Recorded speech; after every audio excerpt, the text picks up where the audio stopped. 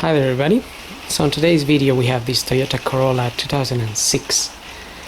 This is a petrol version, and today we're going to have a look at the location of the fuse boxes. Now according to the manual, the fuse locations are in these points here that are showing us, and inside of the car. So this is for a left-hand drive vehicle, and this side is for a right-hand drive vehicle, and I have a right-hand drive vehicle here, so it's showing us two fuse boxes under the bonnet and one fuse box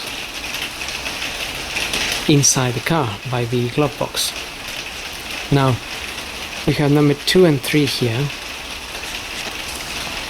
and on this page what it's saying is number 2 relates to diesel powered vehicles. So we won't find this box in this car because this is a petrol car, but we will find box number 3, which is right there, and we will also find number 4 there, which is right-hand drive vehicles. So we'll physically have a look at the boxes now, and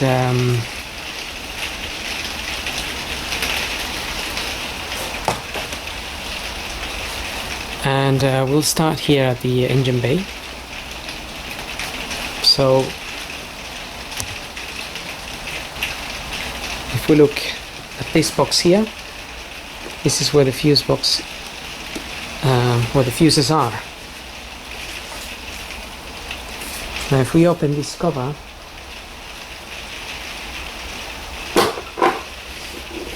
just pressing on this little clip here, you can get this open and out. So here's where we have some fuses and some relays.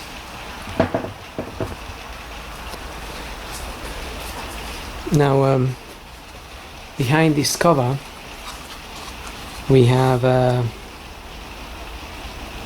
small list of the fuses and a little note for each fuse, like we have hazards, horn, headlight right hand, headlight left hand, alternator, ETC, EFI, that's the fuel rail, dome, M2, we have a big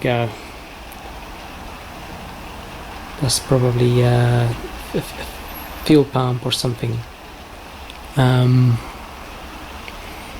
We also have some up here showing more or less what they are for.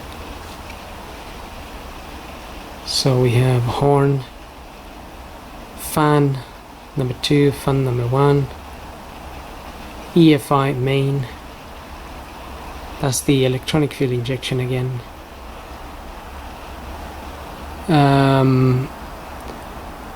So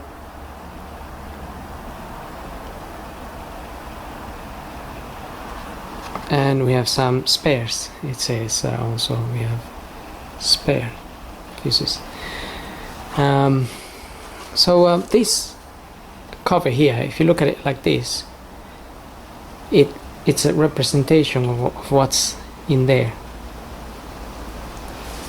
So this fuse up here, number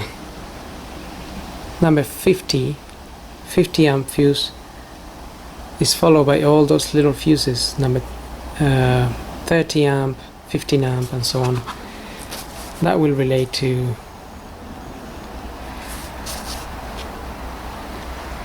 those fuses there. So that will be the 50 amp fuse, which is that cable, really. It's that black cable. and then you will have the 30, the 15, the 15, a 10 and a 5. That is exactly what's in this cover. So you got the 30, the 15, 15, 10, 5 and so on, and that's how you can pinpoint the fuse that you're looking for.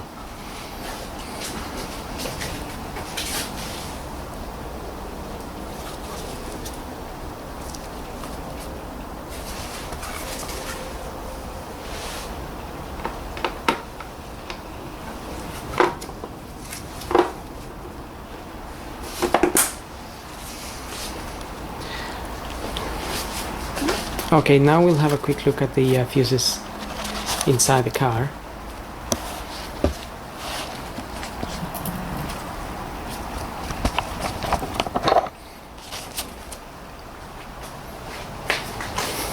So for this we need to remove the glove box. So I've already taken the glove box down. It isn't that difficult to remove. If you open it, once you open it, what you need to do is push these sides where there's some clips to get it out of the side here. Same on the other side. There is like a little clip type of thing there, a little plastic bit sticking out which holds onto here when you open the glove box. So if you push these things in, basically you have to push it in quite hard and then get this out, and you're gonna have this little thing that's like a shock absorber hanging on the side, but you need to disconnect it. That will be just plugged into here, and if you disconnect that, then you'll be able to pull the box out from these points here. It just leans on that, and then once you get that out, if you look up here, you will find that cover, and that cover is the cover of the fuses here. So we need to pull this cover out.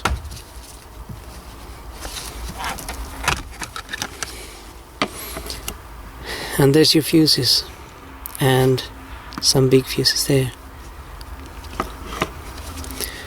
Now again, this cover here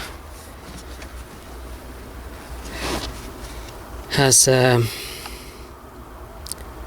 gives you an idea of what fuse is for. So you got the 15 amp there, wash, wiper, AM1, ST, ECU, tail, AC,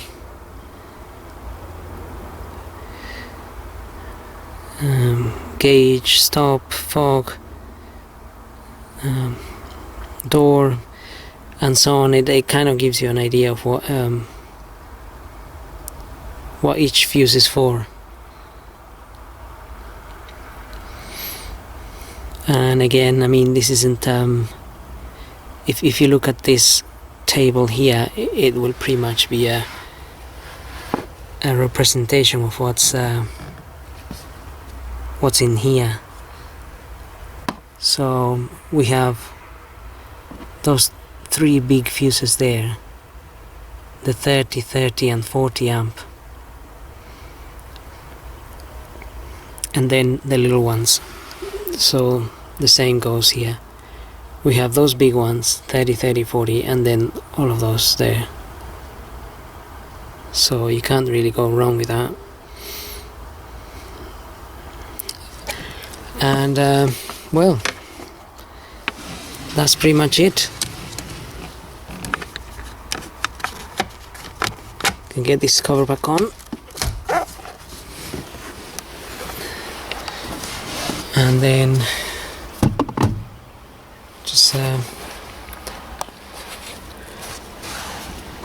will fit our glove box here.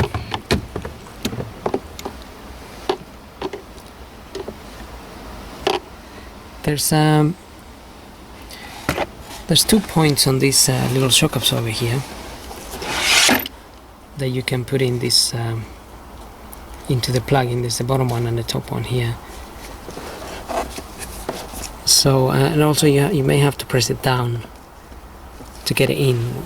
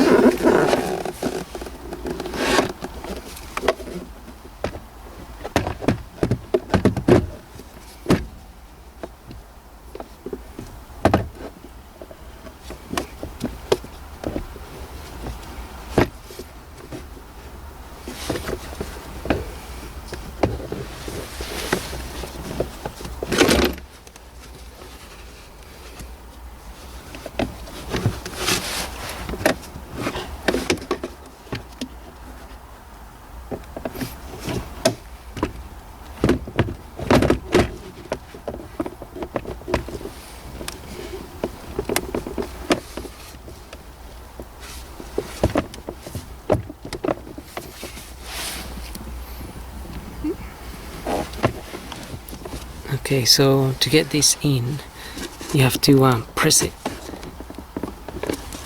and push it in, and that's it. That's where that little kind of shock absorber goes on the side.